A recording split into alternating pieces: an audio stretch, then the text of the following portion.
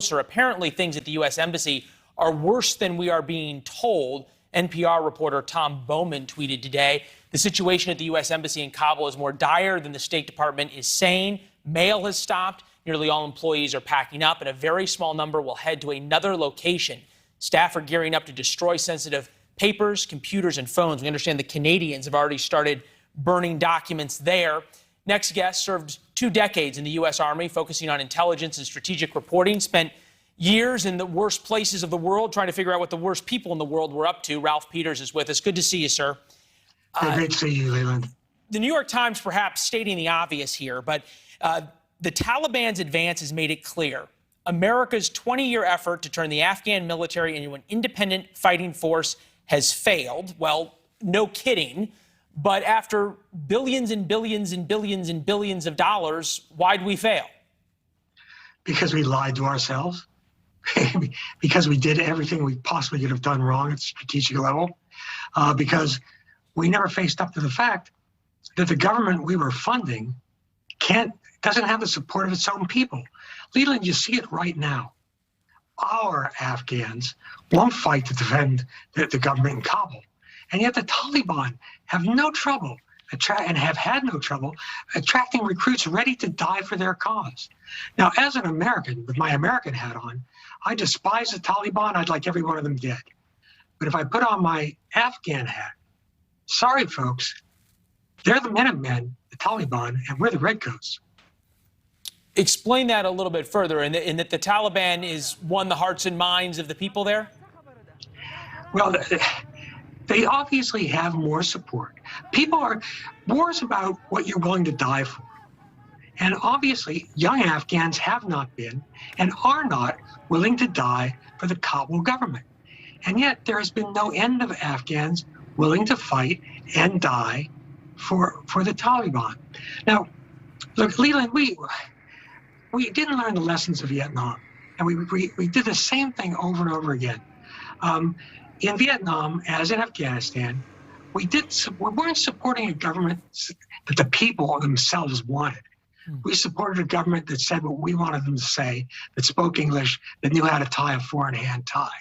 And then, as in Vietnam, we poured tremendous wealth into a poor, poor country. What did it do? It immediately corrupted them. The rule should be first win the war, then rebuild the country, if you got to rebuild it at all. So we corrupted them. We backed a government the local people did not support. And then fundamentally, from a military perspective, we were not willing to do whatever it takes to win. And if you don't have the will to win, to do anything, whatever it takes, stay home. Well, and clearly the Taliban has the will to do whatever it takes. That's correct. As did the North Vietnamese, as did the Viet Cong. We've got to figure this out at some point. Again, if you're not willing to do what it takes, stay home. I'm tired of dead Americans. And, Biden screwed up the way he did this. But he's fundamentally right that we should not be giving American blood to support a government that's not supported by the Afghan people. And the test is simply, will they fight and die for that government? The answer is no. Well, clearly they're not. Even John Kirby, who had a really bad day at the podium at the Pentagon, kept being asked, why is the Afghan army so bad after all of this blood and treasure that the U.S. has poured in? And he finally just said, money can't buy will. They're better equipped. They outnumber the Taliban. They're better trained. They're better paid. They have all these U.S. weapon systems, but money can't buy will. I want to just get your thought in terms of what the Taliban has taken over. We keep saying different city names, and it's easy to not really know what that means. Kandahar has a population of 391,000 people. By rough comparison, that's the size of the city of New Orleans here in the United States. The Taliban is going to go from sort of being these ragtag terrorist organization to now being a real government they already have captured helicopters. They're going to have airports. This is going to be a very different kind of enemy than just your run-of-the-mill terrorists. Well, certainly it will be. Now, the equipment will break down. They'll have trouble maintaining the helicopters. I'm not really worried about how much gear they're taking over, although I hate to see the waste at the taxpayers' expense. And the Taliban have run Afghanistan before. They ran it badly. It's no picnic. It's not going to be a picnic for women and children. Look, I am sorry for the decent people in Afghanistan. I'm sorry for the women and children. But if their men won't fight to protect them, to protect their newfound liberties, why should Americans?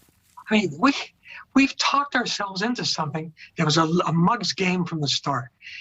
Leland, as I said back at the time, we should have left Afghanistan summer of 2002, mission accomplished. The idea that we had to stay and try to turn Afghanistan, this eternally medieval country, into Colorado, or Kabul into Seattle, was just crazy from the start. Yeah, well, if you don't have realistic expectations, you make an excellent point. Nation building in the Middle East has always been a quagmire for the United States. You think about also what's happened with Libya as an excellent example as well. Lieutenant Colonel Peters, good to see you, sir, as always. Good to see you, Leland. Appreciate the analysis. Up next, I'm going to get an education on the Free Britney movement. Yes, I actually just read those words.